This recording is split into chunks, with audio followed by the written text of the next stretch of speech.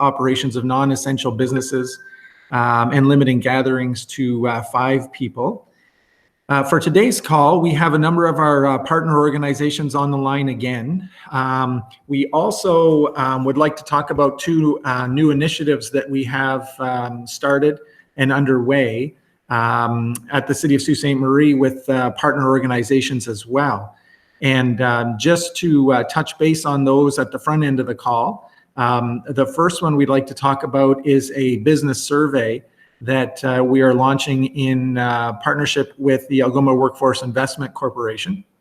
And we have Jonathan Coleman on the line. Jonathan, would you be able to unmute and just talk a little bit about the business survey?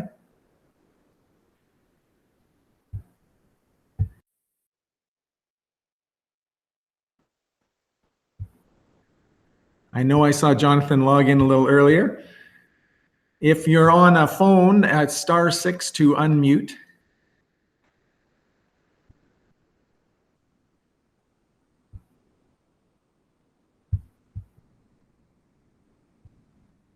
Okay. Well, while we wait for, oh, there we go. Sorry, having a little technical difficulty there in the old home office. No problem. We all understand. Just about this survey. So first of all, thank you, Tom, and thank you, obviously, for organizing these calls. Basically what we've done is we've put together a short survey for employers in Sault Ste. Marie, and we're actually going to be rolling it out across Algoma. But the survey is obviously just to better understand the local impact of COVID-19 on businesses and organizations during and beyond the COVID-19 crisis. So the information that we're going to gather will be aggregated and shared within or with local community stakeholders in a very timely and coordinated manner. So the idea is to do this very quickly. And obviously the goal is to continue to report and quantify the needs of local employers, and ultimately, obviously, start planning for post-crisis recovery. I know that there's a lot of survey fatigue out there, and there are a number of different surveys out, including there's the Canadian Chambers of Commerce survey with Stats Canada. So it's great that employers complete that survey, and we'll get good information from that survey when it becomes available. Our survey is meant to complement that. It is very short. It's about 10 questions. And like I said, it's meant to gather local data and share it very quickly. So, we'd like to get results out to community stakeholders as fast as we can. So you can get to the survey. It's up on AWIC's website, so awic.ca. I imagine we'll also have it up on the city's business support page. Tom will probably mention we're going to have some press release around the survey, so it should be in the news as well. And we'll be sending out an email to employers with the link. So like I said, I know it's challenging and there's a lot of requests for information, but we really do appreciate if employers fill this out. And like I said, it'll just help us get as much information together as possible to ultimately start, hopefully moving out of this and support the post-crisis recovery, especially when it comes to employment. So thank you. That's great, Jonathan. Much appreciated. And we've already posted as well the link to the survey just in the chat feature within this call. So if people are online, you'll be able to see the link there. And again, just want to emphasize it would be really helpful if people could fill out that survey and give us a quick snapshot of the impact here and also how we can help out at this time. The other initiative we want to talk about today is we are working to put together a support local SSM website. And to talk about that a little bit more, I've got Dan Hollingsworth from our Economic Development Department on the line. Dan, would you be able to unmute? Sure. Tom, can you hear me okay? Yes, we can. Thanks. Well, thanks for that. And good morning, everybody. Thanks for being on the call today. Yeah, we're really excited to announce building a new website, basically with the goal to support some of our local businesses. As Tom mentioned, there'll be a campaign around it with respect to a hashtag support local Sault Ste. Marie. Really, the goal of the website is to allow local businesses to kind of profile their business and their products, services, and help promote those during the COVID-19 restrictions. A secondary goal of this website will be to kind of build a business directory that we can use down the road. We've always tried to build an accurate and complete business directory. So that'll be the secondary goal of what we want to do with this new website. Essentially, the types of businesses that we'd like to see on the website, obviously those that can remain open and are providing goods and services during the COVID-19 pandemic. Those being restaurants, gas, convenience stores, pharmacy, food, grocery, delivery services, retail shops, other service providers that can remain open, as well as banks and credit unions. So how the process will work is, Tom mentioned, we'll be putting out a press release, and we hope to announce this, our launch the website early part of next week. Businesses that are interested, there's no cost to submitting a form that basically gathers some of the key information about your business, such as your tombstone information, hours of operation, if you have a website, your telephone number, basically your offerings during COVID-19, such as your business status. Are you open, closed? Do you provide pickup or online service only? Some of the other features, such as your location access, do you provide curbside or curbside pickup or delivery, as well as some of the delivery options that you can provide if you're doing so. So basically, we'll be taking and collecting that information. You'll be able to directly through the website submit the form. Our staff will quickly vet it to make sure that it's accurate and complete. If not, they'll contact you. And we hope to have this up and running early part of next week. There'll be links off the city website to this, as well as we're doing a small campaign to market and promote it over the course of the next few weeks. So stay tuned for that. And one other point, just before I jump off and put my microphone back on mute today, we are continuing to have a series of webinars that you can see on the millworks.ca website. And this afternoon, there's a webinar with respect to transitioning to the remote work environment that the Innovation Center is hosting. So please, if you haven't registered and you'd like to attend that, go on the Millworks website and you can see the event. As well, just want to mention the partnership here on this new website. We're pleased to partner with the Innovation Center on developing it.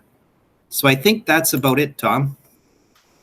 That's great, Dan. Thank you very much. We appreciate that. And definitely we look forward to having our local businesses register on that site and talk about ways that people can support them during this time. At this time, I'm going to call on Nevin Bukonjic. As people are probably aware, the city launched a business hotline. So you can call 705-574-1230 if you're looking for any support on how to access the programs that are available. If you have any questions, we also have an email address, businessinfo@cityssm.on.ca, that people can send their questions to. But I'm going to ask Nevin if he can just unmute and just provide a recap for people, any updates on the program front, and if there's any common questions that we're getting right now that we might be able to help people with. Nevin? Sure. Thanks, Tom. Can you hear me okay? Yes, we can. Thanks. All right. Thanks. So yes, I'll do a recap of the 5 or 6 programs from the federal government and any updates that have been made over the last week or so. So I'll start with the Canada Emergency Response Benefit. So that is the $2,000 a month program for people who aren't able to work during this time.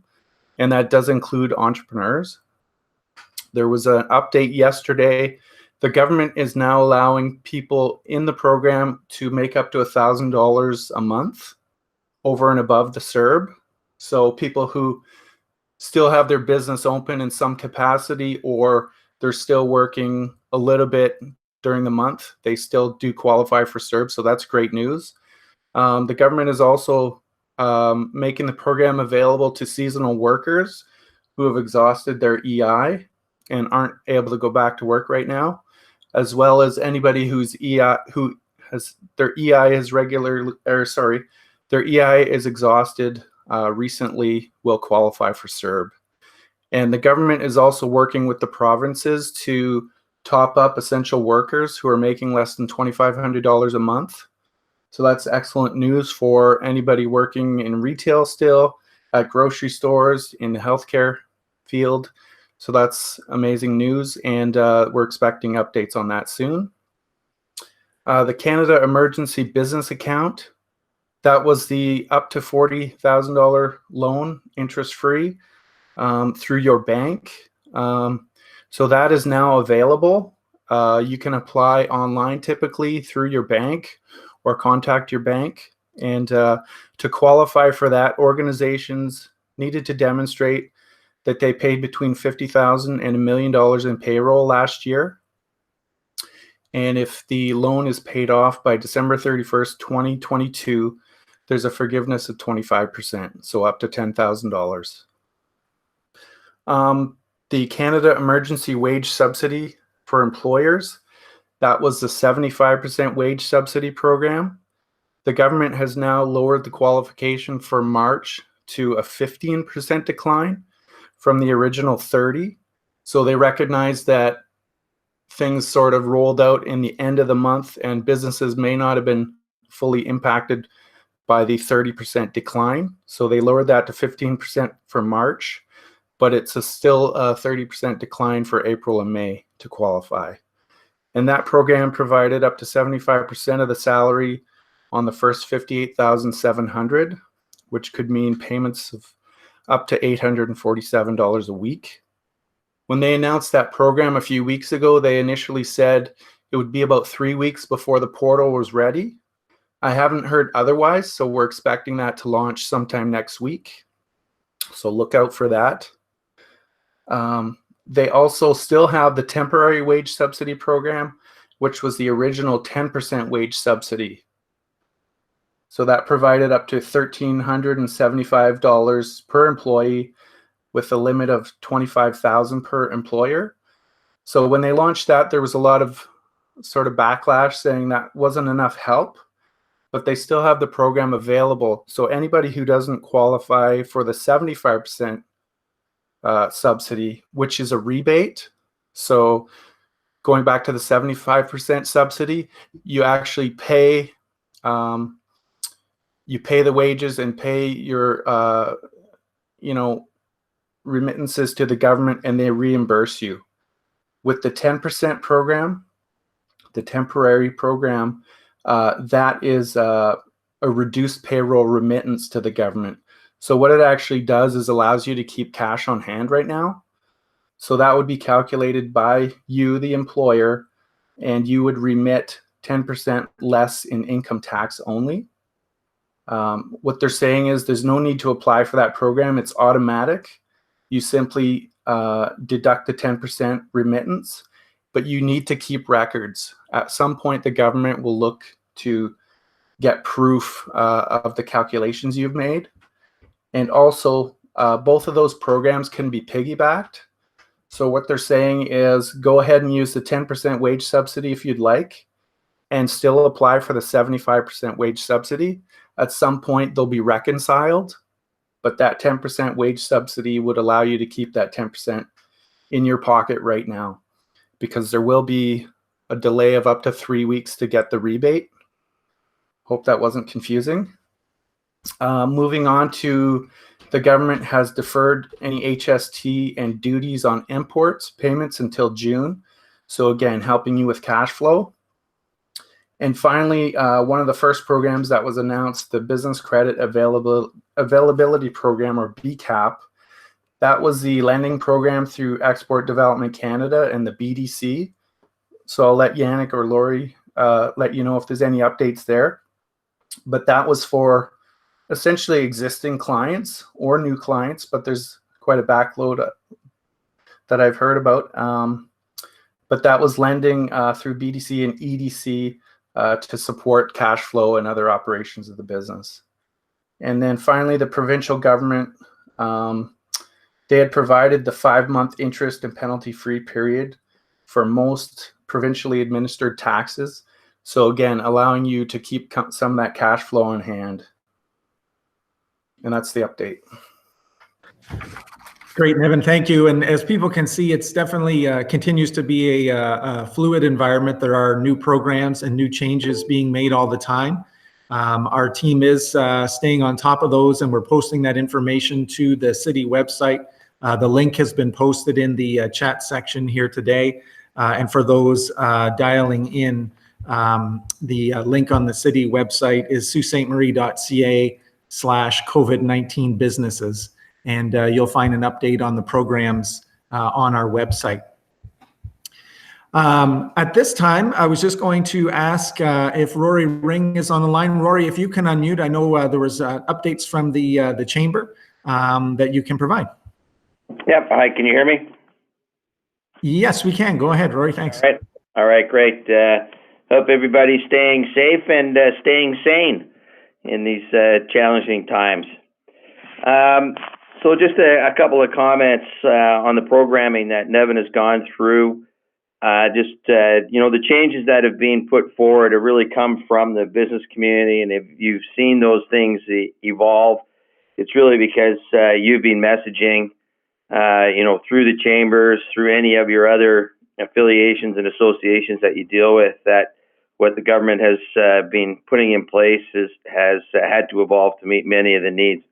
A couple of things that we continue to advocate on is some kind of rental aid program where we can deal not only with landlords but also businesses that are renting and leasing their space. So even though here locally we've had many of the landlords understand the tough situations that many of our small businesses are in and deferred a lot of that, we are really working hard to make sure that our small business and business community doesn't have a very significant burden coming out of cutting out of this. So we're hoping as well to have the government move on support with the municipal governments to move the property tax deferrals into forgiveness. So again, to stabilize cash flow, because they are forecasting that our economic recovery will be not as strongly anticipated and will be a longer term and a moderate growth. So we continue to work hard on the wage subsidy and have those hurdle rates of 15% and 30% reduced, because we know many businesses' margins are very, very thin, and even a 10% decrease in revenue can provide significant amount of pain. So we continue to work hard for those things. What you'll see from your chamber in the coming weeks is that we will be pivoting our conversation into recovery, renew, and rejuvenate. And we'll be doing some programming with local businesses, conducting webinars on how to rethink your business model, how to prepare for the new economy, and how do you maintain your own personal health and wellness as an individual, but also as employers for your staff. So keep an eye out for those type of things. Obviously, we've heard from Dan and Nevin and Tom the significance of keeping your local dollars here. The statistics are that for every dollar that gets spent locally, it has an economic impact of $7 to $11 in the local economy. So we're looking to tell that story as well. We've done some things with Sue Online on the hashtag In This Together portal to help celebrate many of our local businesses. There's the Algoma Marketplace, which is an online local-based shopping channel, if you like. So that's coming up. And also, we have our own Chamber of Commerce community deals that's open to any business that wants to post any specials that they've got. And obviously, following on that, the same messaging as Dan had referred to about identifying what your payment processes and pickup processes are. We will also, once we come out of this, be looking to establish more of our expo formats, which is trade show, and that's making sure that we continue to get our local businesses in front of our local consumers. We will be putting something out in terms of communication on holding a leader cast, which is a virtual session occurring between May 7th and May 8th. And they will have a number of speakers, high-level speakers, and they will be focusing on positive disruption. It will be a paid service, but the support in that program is absolutely incredible, and the quality of speakers that they have is very significant, and that they will be offering out a very, very significant discount to that, and it will be sort of an on-demand series of, I think, eight business leaders, very well recognized in North America. I saw that Maker North is on the call. I just want to give them a shout out for the work that they've been doing in terms of using the 3D printing to have personal protection devices out to the community and wherever they can. They were recognized for their innovative approach by the Canadian Chamber in one of their newsletters across the country. So we're happy to bring some recognition to them and what they're doing as a representative of Sault Ste. Marie. So I hope everybody is well, staying sane, and staying healthy, because they are challenging times. And please give us a shout out. Go to our website. Again, look for those resources. Canadian Business Resilient Network as well has a tremendous amount of great resources there as well, and support. So I look forward to helping support everybody through the next few challenging months. Great. Thanks, Rory. We appreciate that. And for the people not online on the chat session, we did have a question that popped up that asked for Airbnb hosts. We've been deemed non-essential and now have no revenue. Is there any programs that will support this lost revenue? And Nevin has responded that the government continues to evaluate, and there could be some rent relief programs down the road, and you would potentially qualify for the CERB program, which is $2,000 a month. So that would be an option to look into there. And on the commercial rent front, because I know it's a question that's come up before as well, I noticed in the Globe and Mail yesterday, there was a line about the Prime Minister and the provinces having specific discussions about measures to assist with rent. So that one is something we'll continue to watch, and I'm sure will evolve. We have a number of other partners on the line, from the Community Development Corporation, the BDC, the PUC, the Innovation Center. If any of those partners would like to give an update, we'd be happy to take those now. Or if people have any questions that they would like to ask at this time, please feel free to put those forward.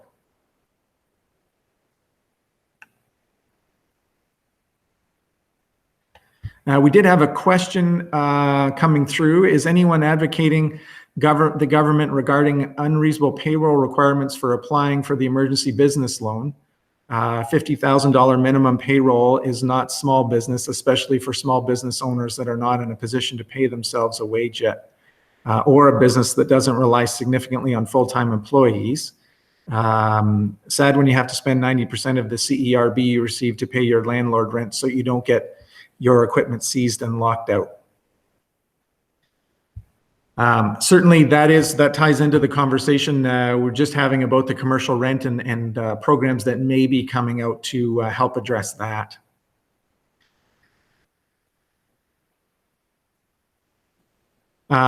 Question, Nevin, you might be able to assist with this, because I think we've had this one before. What happens to students who had job offers and have now had those rescinded? Are they eligible for the CERB? Yeah, Tom, it's my understanding they would be applicable. One of the original requirements was that applicants had made $5,000 in income last year. So anybody who has made that much or more would qualify for CERB. I haven't seen anything more specific about students who may have made less than that. But as we can see, the government continues to tweak the program as they get feedback. Every day I'm on a call with the federal government and people are asking direct questions. So it's clear that the government is rolling out programs and then they're waiting for feedback and sort of real world situations to consider. So I would expect that even if students didn't make 5,000, potentially shortly down the road that they might ease that requirement. But certainly if they made over 5,000 last year in income in their summer jobs, etc., they would qualify. Great, thanks, Evan. We did have a post, just a heads up that Qdoba will be opening for takeout and delivery April 27th, so that's good news to hear. And then also a question says, if the infection rate stays stable locally, currently lower than national, has there been any thought to start opening up earlier than the rest of Ontario, Canada, and of course consulting with Algoma Public Health on that? And so on that front, I know there have been some initial conversations started, again, that were referenced in the media, that Ottawa and the provinces are in discussions about reopening in phases. They did emphasize that Canadians should assume restrictions will be in place for weeks to come. But some of those conversations are starting to happen now. And then based on those, that will obviously influence the ability for different regions to open up and our businesses locally to open up. So it's something we're watching closely. I know the other piece, obviously people want to make sure that we don't open up too soon and then we risk another shutdown. So a lot of those things are being discussed now and balanced out at the current time as they look at reopening for businesses. Wanted to take the time now just to open it up. If there are any other questions that people have of the programs or any suggestions on how we can assist businesses at this time, we certainly welcome to take those at this time.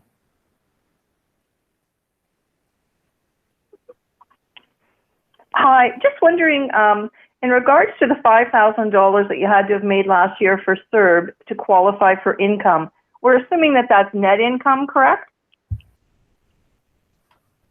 That would be gross income, I believe. Okay, just wondering, because if you were a small entrepreneur who just opened halfway through the year, your startup costs would have been substantial, and you may or may not qualify under that if it is, of course. Hi, it's Rory. That's also being reduced from 5,000 to 1,000. And again, would that be, you think that's going to be for the growth? It really depends. I mean, that obviously is a challenge when you are a startup. So there's continued discussions through the chamber network to government about how they can have a program that's applicable to entrepreneurs. And I think in the Prime Minister's statement yesterday, they had mentioned that there will be other programming coming out to address the need for students and startup entrepreneurs. So hopefully that's kind of a stay tuned one. Okay, thank you.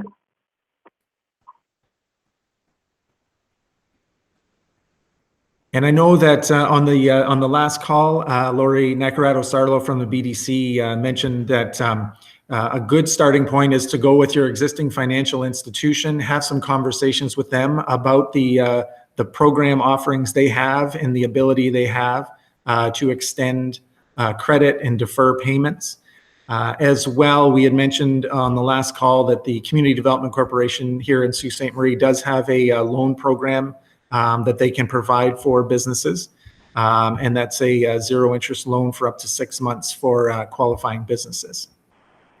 Yeah, Tom. The other thing to note, the other thing to note, Tom, is that, and Dan might be able to talk to this a little bit further, but I guess they have opened it up now to the credit unions, because I know that was an issue. But from my understanding, that has been opened up. I don't know if their portals are open as of yet, but I've heard that this week it's coming. So I don't know, Dan, if you know any more on that.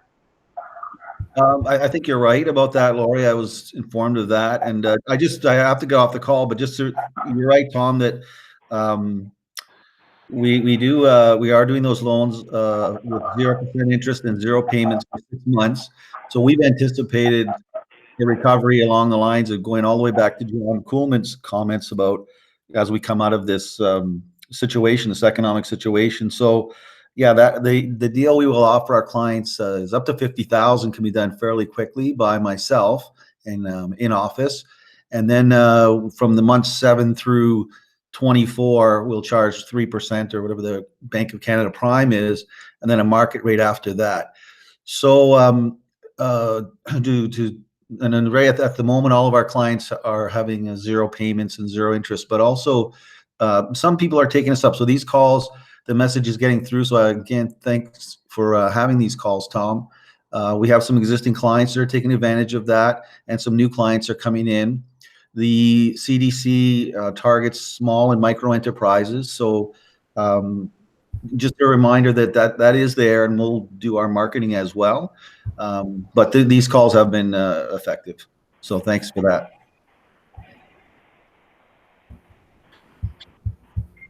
Great. Thanks, Dan. We appreciate that. There was just a note popped up here in the chat that algomamarketplace.com is free to create an online storefront with no listing fees for unlimited items, 100% local, supporting local businesses. Reach out and our team can help you get started.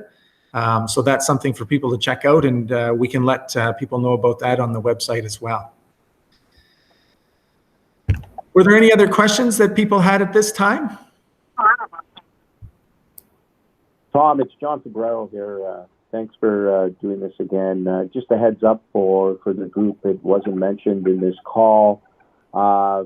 Export Development Canada is having a webinar at 1 o'clock with regard to financing and support for businesses. So if anybody's interested in joining in that call, it's at 1 o'clock, and you could register off the Export Development Canada website.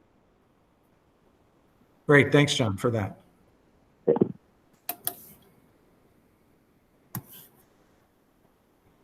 Okay.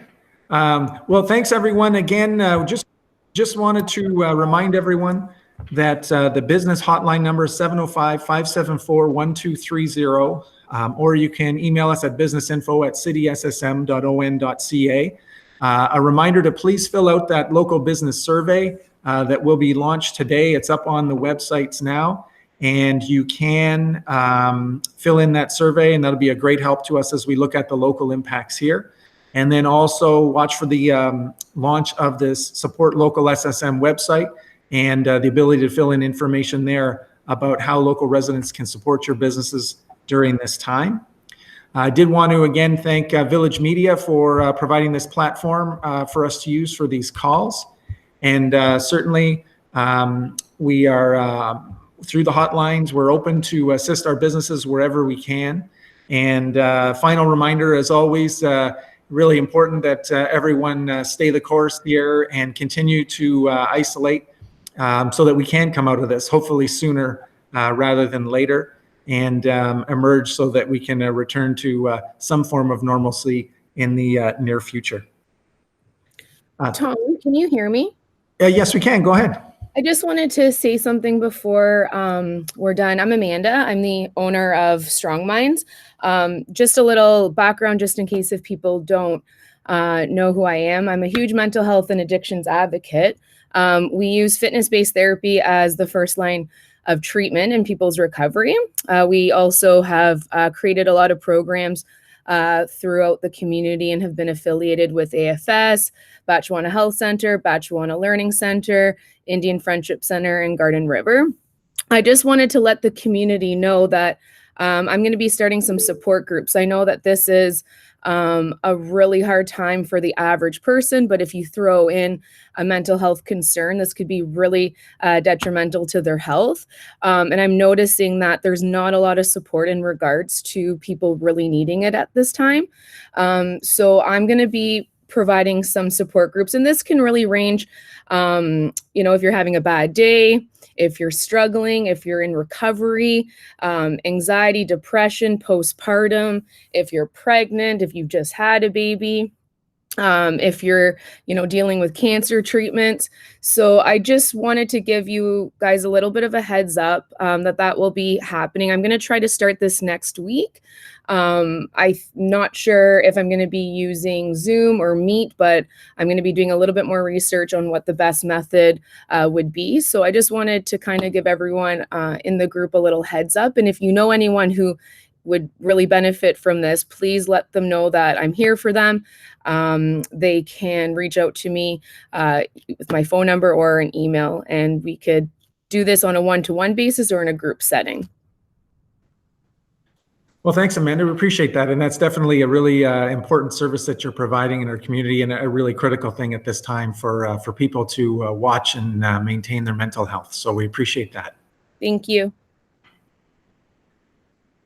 Okay, well, thanks everyone. If there's no other questions, again, we really appreciate you dialing into the call, and we'll continue to update the website with the latest information and provide updates on the support programs and services. And we look forward to working with you and supporting you during this time. Thanks, everybody.